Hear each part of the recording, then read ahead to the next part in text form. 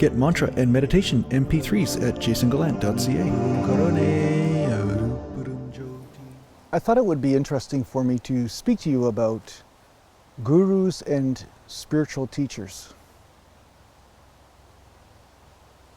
Now, there's a huge misunderstanding around gurus in Western culture. There's almost a guru phobia because of corruption that has happened around certain people in power and so forth. And commonly also the word guru is used as a person who is an expert in certain information, right?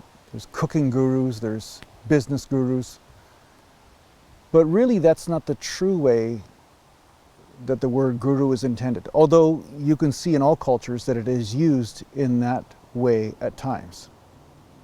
Right? So guru and basically an expert teacher, there's a certain amount of, let's just say it crosses cultures with that sort of meaning. Because I've talked to some of my friends from other countries and they seem to have that understanding of guru. But guru means dispeller of darkness in Sanskrit. And guru is different from a spiritual teacher. A spiritual teacher will teach you concepts, may teach you certain spiritual practices. But most often a spiritual teacher has not become the master of such teachings. It's almost like reading a book and then repeating it to you, and then reading this book and then repeating that information to you. But just because the information is there and they may be applying it, they have not yet received the fruit or the full fruit from those practices, right? Where a guru, and I've been very lucky in my life, I've experienced this directly, so I'm not speaking from a place of theory right now. A guru will not only be able to teach you information, but the information they teach you is about 1% of what's really happening. They are an incarnation of spiritual practice itself, of truth. Almost like a Wi-Fi transmitter of truth, be able to transmit a deeper reality to these students that breaks them free of their constrictions.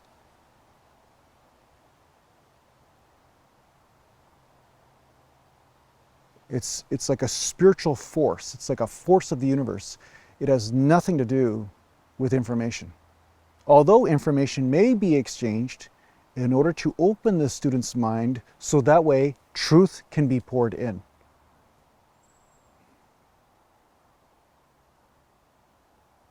Some gurus may be teaching in a formal setting. Some gurus might be homeless.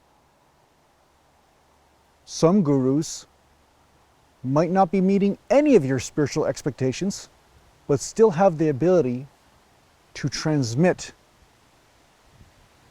this deeper reality to you.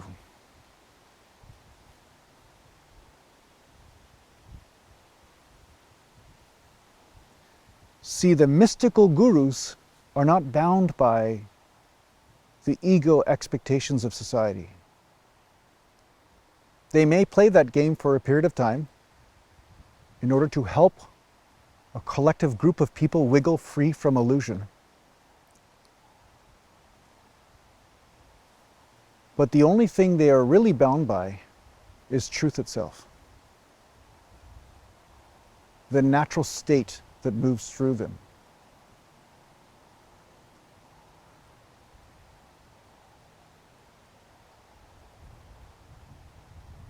These people are very frustrating. They're like walking dichotomies, right? You know, they may follow some religious concepts, but then they don't follow those ones. But just being around them wiggles you free from your suffering. Just the interaction itself is the medicine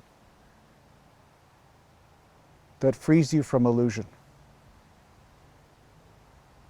And like I said, it doesn't always happen through them putting up a sign and saying, hey, I'm a spiritual guru.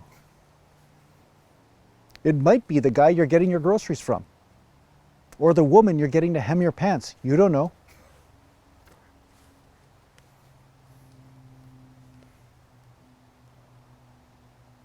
The point is, they're not bound by any role.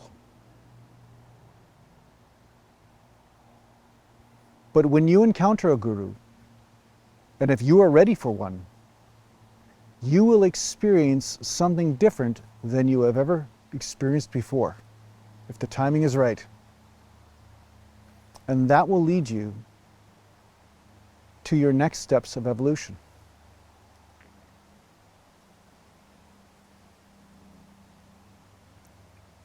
So as powerful as spiritual practice is, if you're lucky enough to meet one of these special ones,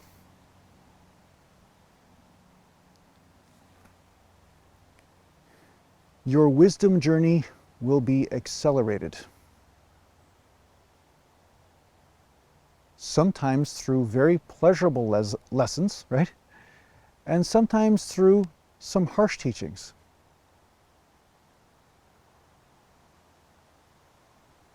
Kind of like a parent guides a child.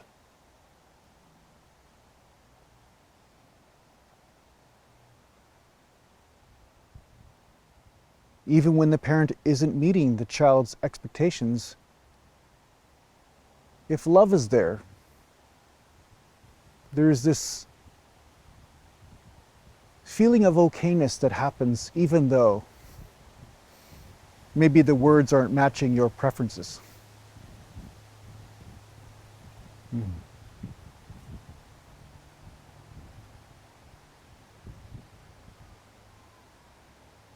There were experiences that I had that I could have never found on my own.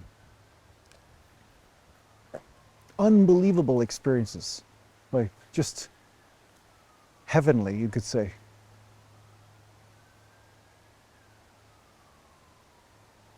So spiritual practices, a yearning for truth, all of these things may lead you to working with a guru. And if the guru is right for you, if you feel that pull, like that overwhelming call of the divine, well, then maybe that's your path.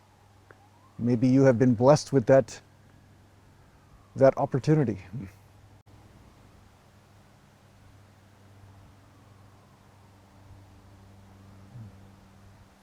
In the end, though, gurus aren't about fascination or excitement of the mind. They're not about controlling you, forcing you to do what they say. And funny enough, everything they say always has to do with some benefit for them.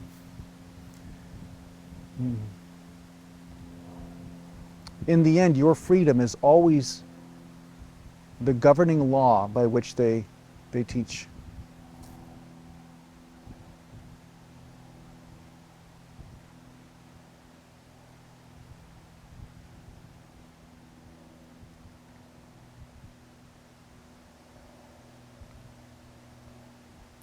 So I hope this brings some clarity around the subject. There are always exceptions to everything I say, but I'm going to say that generally speaking, a real guru can provide you real benefit.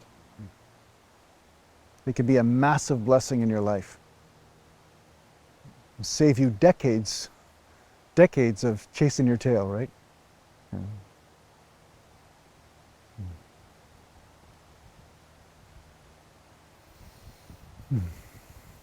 Oh, the wind is nice today.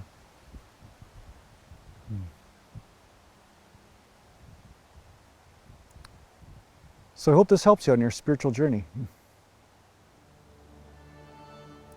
Take care for now.